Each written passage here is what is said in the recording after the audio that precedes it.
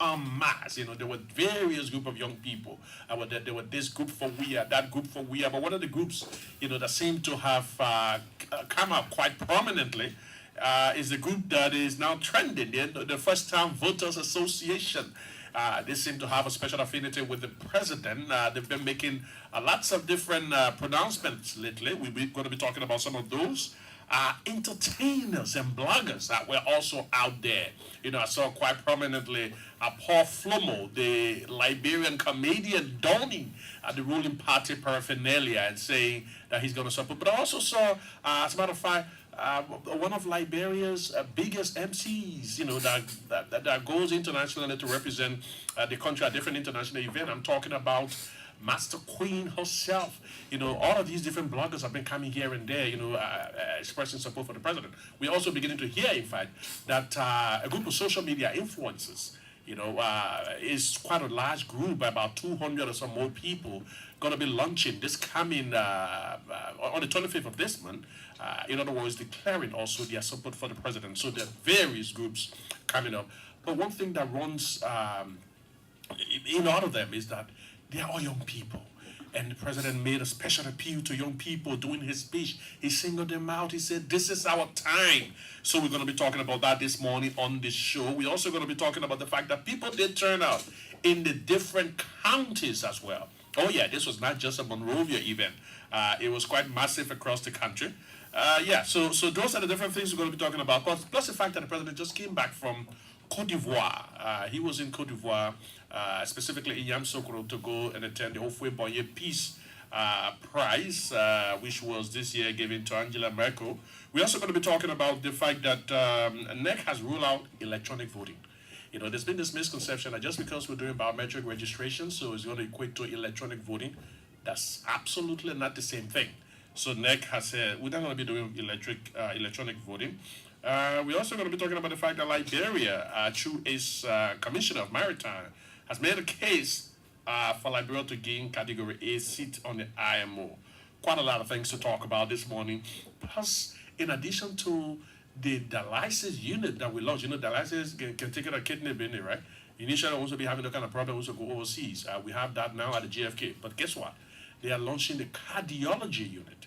So when you're having issues with your heart and all of those stuff, we'll be able to take care of that at the JFK. We'll be talking to James Creighton at some point during the course of this show. My name is Boakai M. Fofana. I'm always on this platform along with my colleague, Mr. Kwame Opa Weeks. Kwame is the Director General of the Liberian News Agency. Something up here. Yeah. Anyway, you are listening to MICAT HOUE.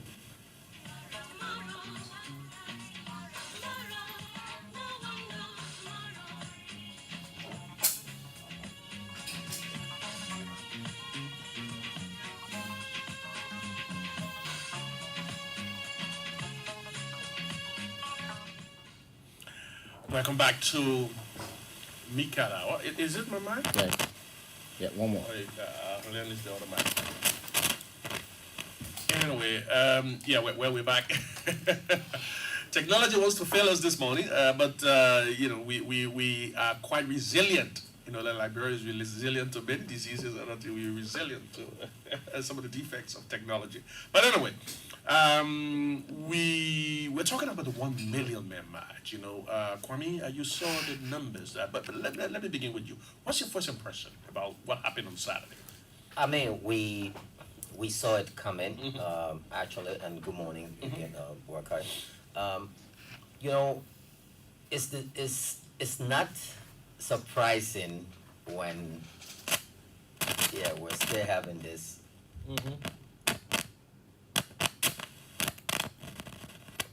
Okay. I think it's coming from this one.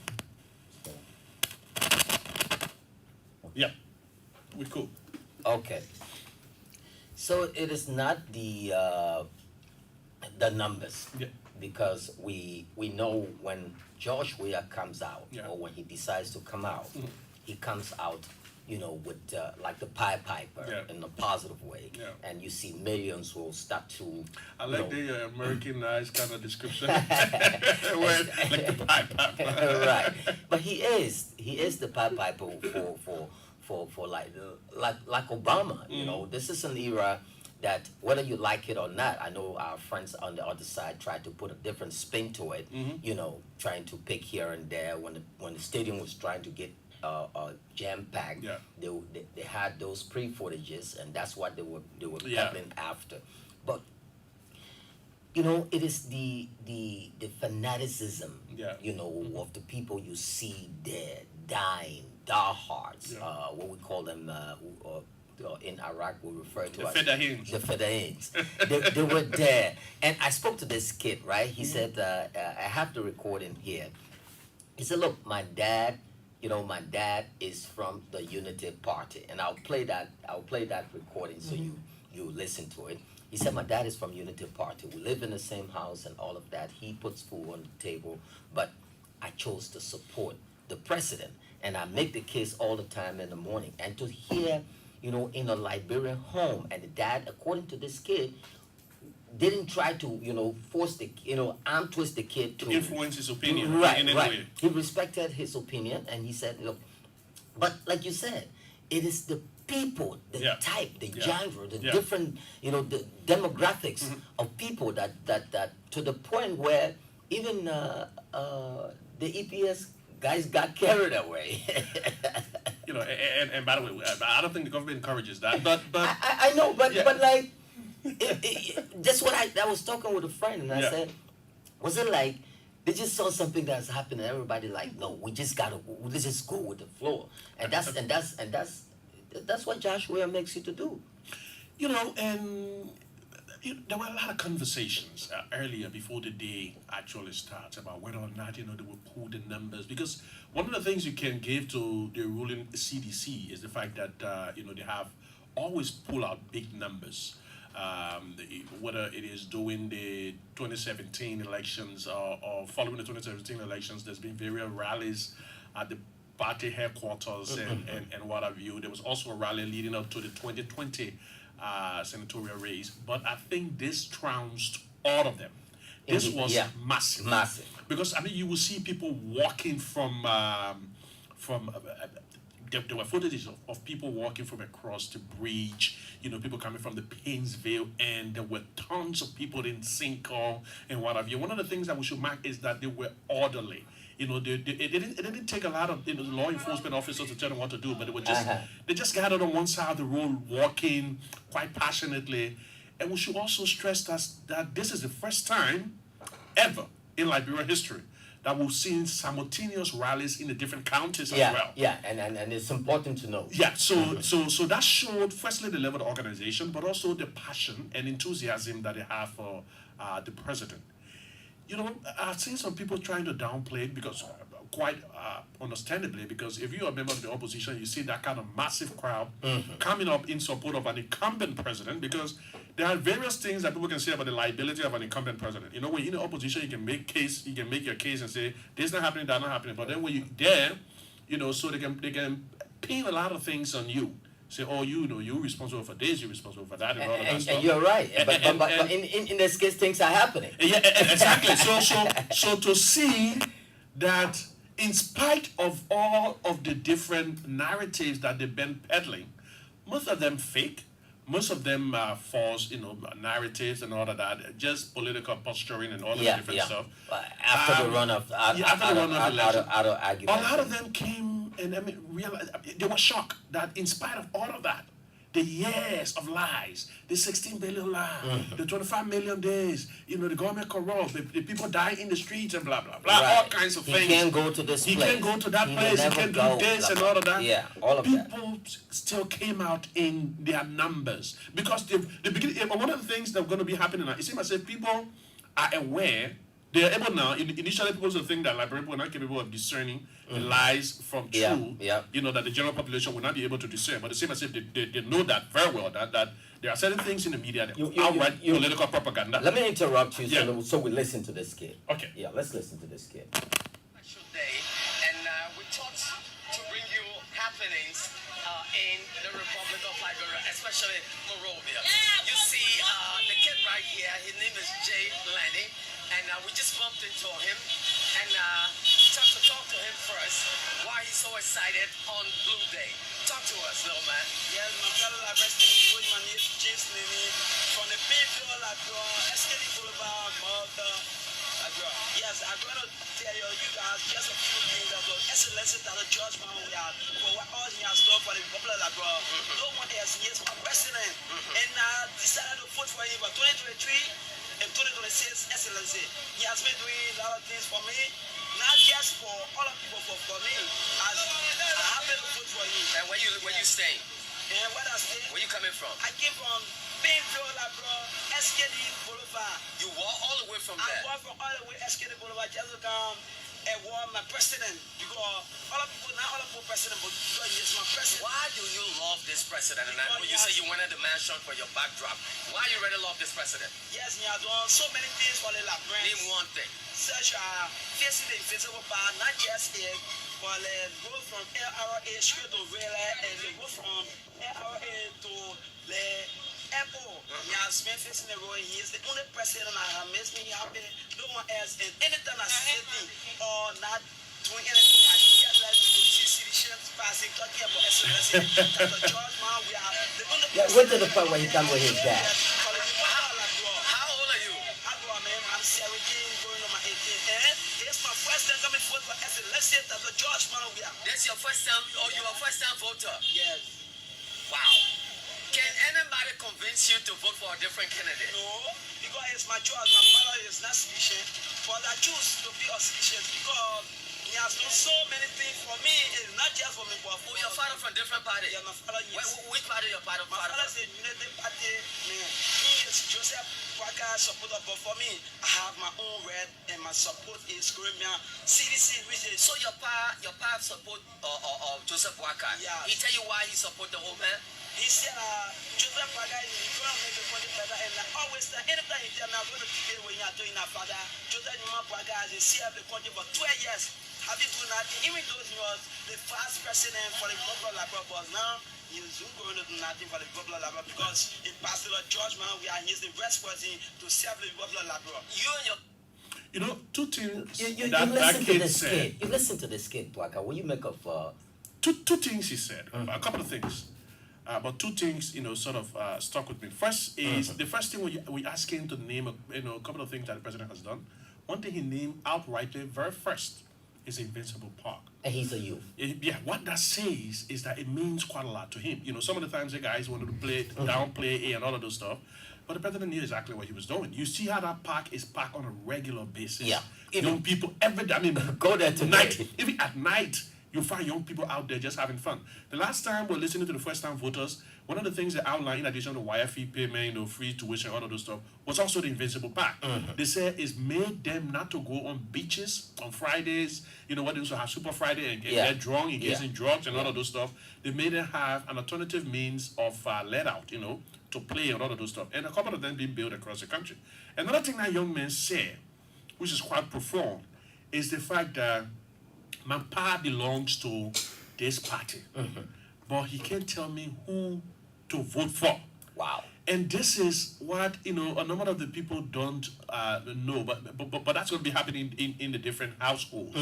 Young people particularly, who are in the numbers, by the way, 70% of the population of Liberia are young people. Quite a number of them voted during the last election. A survey was done. They saw that a significant percentage of the 2017 vote were between the age of 18 and 35. That young man hasn't turned 18 yet, but he's going to before the elections. Yeah. So he's going to be one of the first-time voters. And right now, he's passionate about the president because, firstly, the president is doing some tangible things, but also I can imagine the level of affinity he feels with the youngest of all of the guys in the race. One of the other contenders is almost an octogenarian. He doesn't resonate with young people. They see him that he's out of their league and all of those stuff. The other one seemed to portray himself so westernized, so outrightly different that some of the things that the president would do and please, ordinary people, downtrodden people, he criticizes them. He thinks that those are things that don't need to be done. So it seems as if he doesn't fit. So the president particularly, it seems, is connecting with young people in ways that his opponents aren't doing. Yeah, and you couldn't stress that better when you said you said octogenarian. Yeah. And it means Only 80-year-old. he more than 80. You know, Official age. Yeah, the official age, and Waka, you said it right. The youth in this country Yeah. are the ones who going to put the president over the top. And why? Because he's relatable. He's all the time with them. He wants to see to it that their lives change. Yeah. It's not like I'm twisting them like Yeah. they're saying, you know, they what is so disturbing is these guys want freedom of movement. Yeah. They want freedom of speech and all of that. And these are the same people when something little happened, they be like, oh, why the president not making speech about Yeah. XYZ? Why the person not in jail when you have community policing happening? You know, LMP is you don't see the guys like even the Great London. You don't Yeah. see police carrying guns Yeah. in other states and other countries. You know, and this is what we've been living by, especially from where we come from to where we are now. You know, the guys have been making noises about, the silent majority, the silent majority. And I think the real silent majority showed up on Saturday. They did. Because, and that young man probably is one of the silent majority. These are people who will remain low, they will lay low. As you criticize George Weah, they don't come out because you think you're going to brand him. Like the president was saying, when you follow me, they will say you're stupid and all of those stuff. Some people don't want to be branded. Some of them don't want their parents, to know who they're voting for because they're already they know who they're going to vote for and what have you. But they found comfort in numbers. And what they've been doing. When the people came out in support of the president and they know that was the day, they found that comfort. They said, well, this is the day I'm going to show my support. And that shock, it sent a shock wave down the opposition. And this happened to the Democratic Party when President Obama came newly.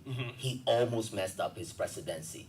When he said, the people in the hills, they stuck to the guns and all of that, that almost made him to not be president of the United States. And this is what's happening with the opposition. Yeah. When they will look at a Kwame Weeks and be like, my man, you should know better. What you doing behind party like CDC? This class warfare, boxing people, that seditions are illiterates. They're non-entities. They're nobodies. They're supposed to be newbies, greenbees. Just name it, or sycophants. Yeah. And they look at the party, and they started with the president. Yeah. They started with the president. They didn't want this particular story to be told. Yeah. That a boy can come from the slums. So everybody see, and Liberia's not a rich country. Yeah. We're one of the poorest countries on the face of the earth. But if you look at that class of people, you're telling them that, look, go, you're nobody. You're not. And what kind of class do they have? In fact, they hang out to the same bars we all hang out. They chase the same girls we chase. They do everything we do.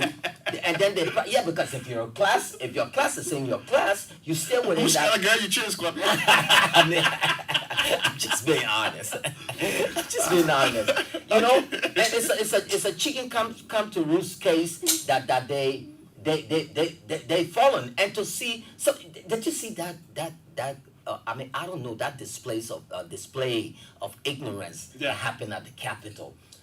Even the great president of the United States, you saw Biden announce that he will be running, and all of that. Why they can say, oh, he's campaigning? That's the powerful company, you said, and I mean, like it or not, I don't understand. Incumbent has an advantage. Yeah. All incumbent presidents have a specific advantage. You got to give it to them. Firstly, they appoint all the different local officials and all of those stuff. They can go to places, dedicate projects and what have you. Have folks like us on Administration of Information tout, the president's achievements. So all of those things are incumbent. So that's why it's almost difficult to beat an incumbent. And these are things that are allowable, legitimate. They're not out of the law. They are legitimate. Governance. You can strip the president of the security. Of everything when he's campaigning. If he's going to. So I just wanted to get back, move away from some of the controversies. So talk about that Saturday. When the president stepped down out of his vehicle, Kwame.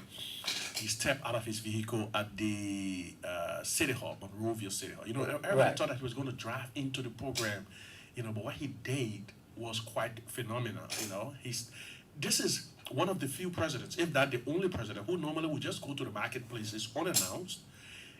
Unannounced, he would go to Tuala, red light, or some of the times announced, go to the places. In fact, it even makes it worse if he announces it. So he goes there announced, so it means that people have prepared ahead of time.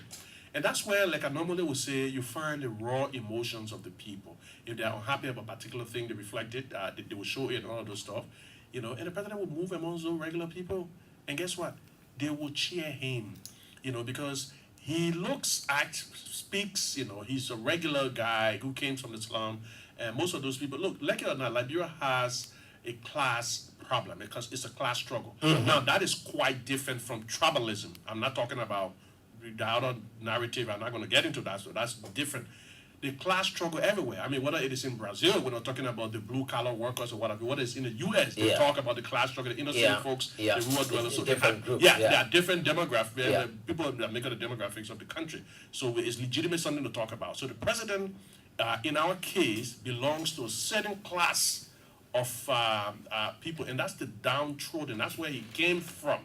So it wasn't surprising when he stepped out of his vehicle to walk with ordinary people. To want to ostracize these people. And you saw when the president stepped forth out of that motorcade, he looked animated, invigorated. He was energized. And you saw there was a double tier. You had the common fingers.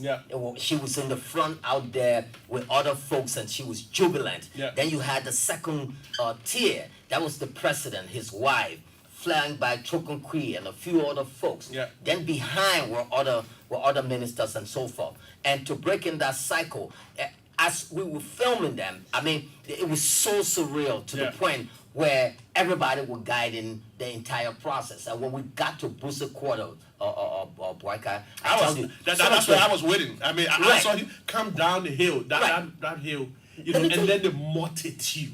We got at Loven Bakery right there. You make that left going to 2 BDC. Right there at the bakery.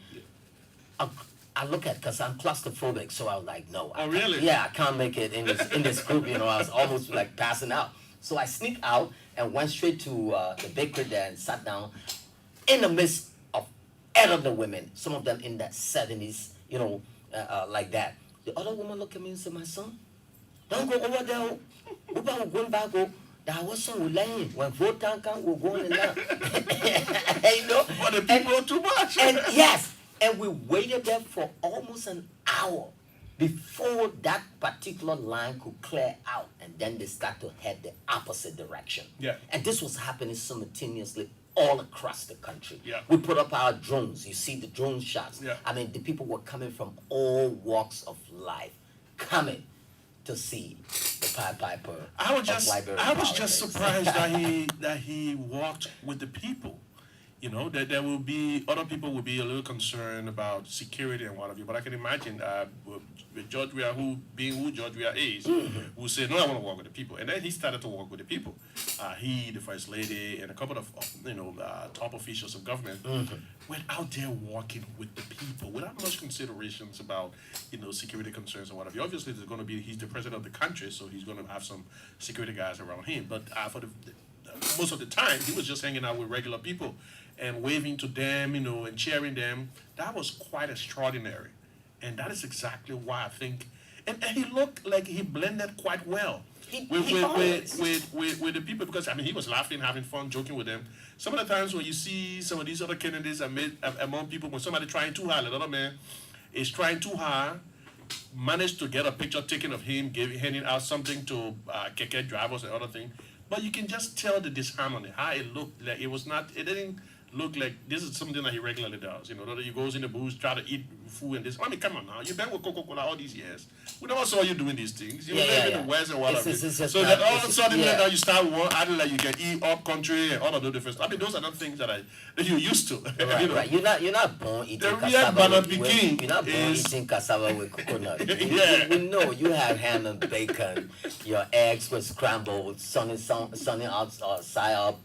And all of that, you knew what breakfast meant Josh Weah never knew where his dinner or his next meal came from. Right. So there's two different things, and that's why every time he talks, and they'd be like, let me talk to my people. Yes. Then he goes local. He did that. He went off straight. No, I think it was part of the script, but he spoke colloquial to the people. He said, my people, the people say you don't know Bo. They say I don't know anything. And just because you follow me, they say you too, you don't know anything. They say if so and so. But I want to ask you, so they say you don't know anything. 6 plus 6, that how many is it? 12. 6 years plus 6 years, how many years? 12 years. And then he asked me again, 6 years plus 6, how many years? 12 years. That way, guess what? He was touting his grassroots appeal. Yeah. He was connecting. Yeah, he was connecting with the people, saying, they don't be causing us. They don't get caused all that they can be causing all year today. All we here today to show our support. It's almost like a situation, an attack on one biker. Yeah, it's an attack on all. And you find that now. And if I was on the other side, because this is more like, like playing footsie. You place a bet on a horse that has a hind problem, Achilles heels or something like that, and you knowingly know that this horse has a problem, yet you bet on it. And that's what they're doing with the Cummins. I saw the paper where Buaka is saying, the window is open after you're calling each other rude, tiffy, you're fingering paperwork. And by the way, we have a lot of different silent listeners to this program. I mean, while you were being claustrophobic on Saturday, I took the liberty to just walk within the group. I was recognized very quickly. I almost was tilted high. And MICAT HOUE, and stuff like that. Wow. So, a number of people listen to the program. Some of them get quite silently. So I think we were doing a lot of things. Somebody sent in a text message when they saw the number of people that turned out. Kudos to what the party chairman did. And none of the different officials they did a wonderful job. Yeah, we must give it to the person sent me a text message say it shows that you guys' argument beginning to resonate. The number of the ways we saw people turn out in the different counties and in Monrovia, it shows that you guys have been doing a wonderful job on the radio trying to debunk some of these lies and arguments. So you need to be proud of yourselves too. Because the reason why sometimes they try to in the precedent case, they tried to poke a bear, and they saw the rowdiness in this particular bear. But the reason why they always attack MICAT, because the Ministry of Information then was more like a place where it was more ghetto. Like they would just come out cussing, yelling, and all of that. So if this minister is not cussing somebody, or insulting, and stuff like that, for real. Okay. For real. Yeah. And I'm being honest. You tell it like it is all the time. I won't hide it. That if you did, the former minister Brown, for example, for example, how he speaks, and compared to Minister Renning, he will not just go out there and because of certain thing and just start to posture out there, insult people, and then next thing you be like, oh, Bakuyu strong, and that's not the kind of professional he is. One of the best ways you want to communicate is because a couple of things going to happen if a person insults you and then you jump on the radio and start insulting back. You know what that does? It put off the neutrals. The other people who just want to listen to the radio for information purposes. So it puts them off at the very get-go. Those quiet listeners. I was talking about. You talk about. Who want to listen to radio then, not what you hear now. So they're just going to tune away. They get turned off. So, but on the other hand, if you do your adequate research and then counter the different lies point by point, like the other day we were on the radio talking about, when the talk show host, Henry Costa came to Liberia and said, oh, even Sierra Leone right here won MCC grant. We came on here and said it was a lie. Sierra Leone didn't. Liberia is way ahead of Sierra Leone. We give that 10 Pinocchios. MCC is concerned, that we've done this, and this. Sierra Leone hasn't even, just managed to pass a threshold where we passed that many years back. So, those kinds of different counters, like when the people come on the radio and say, the 16 billion, we tell you, well, the U.S. government government aided the investigation. You know, they brought in an expert in financial crimes and all of that.